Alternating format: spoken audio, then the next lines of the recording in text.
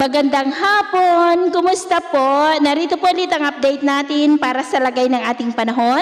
Ngayong hapon po ng May 29, 2024 na kung saan sa ngayon ay patuloy na lumalayo si Bagyong Aghon dito sa ating kalupaan at nasa silangang baybay na nga ng extreme northern Luzon, about 615 km east of Basco, Batanes, na umaabot pa rin ang lakas nito hanggang sa 185 km per hour. Pero asahan na ang unti-unti po nitong paghina habang palabas, palayo na dito sa ating area of responsibility. Wala na po itong masyadong direktang epekto sa ating bansa maliban nga sa hinahatak nitong habagat na dahilan ng maulap na kalangitan with isolated rain sa malaking bahagi po ng ating bansa. At ito nga po yung pinapakita ng forecast model natin po ang ginagamit hanggang po sa susunod na 2 linggo. At sa lagay ng ating panahon, ngayong hapon dahil sa southwesterly wind flow o mahinang daloy ng habagat, ay maulap ang kalangitan with isolated light to heavy rain sa malaking bahagi ng Mindanao, Kabisayaan,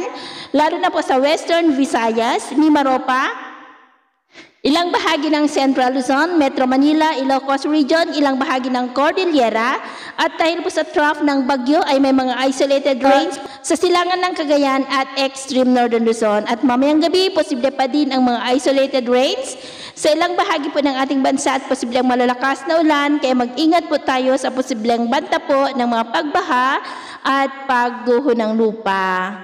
At sa atin naman pong mga baybayin, iwasan po muna natin ang papalaot sa silangang baybayin ng Northern Luzon dahil nandyan pa rin si Bagyong Aghon na magdudulot po ng maalon na mga baybayin na aabot po hanggang sa 2 meters height. So yun po ang latest update natin sa araw na ito. At ako pa muli si James na nagsasabing sa kahit anong pagsubok po na darating sa ating buhay, huwag po tayong mawawalan ng pag-asa. Thank you and God bless!